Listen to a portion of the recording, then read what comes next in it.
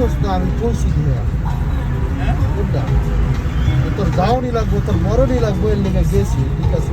এটাই তো হ্যাঁ দে তাও কইছিস 500 টাকা দিবি বেতন পেয়ে দিছস দিছস টাকা নাই বাড়ি যা তাহলে আমি ওটা চাইছি তো তো না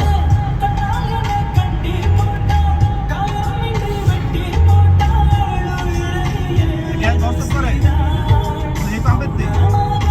গ্যাস ছিল তো আমি মিছা কথা বলছি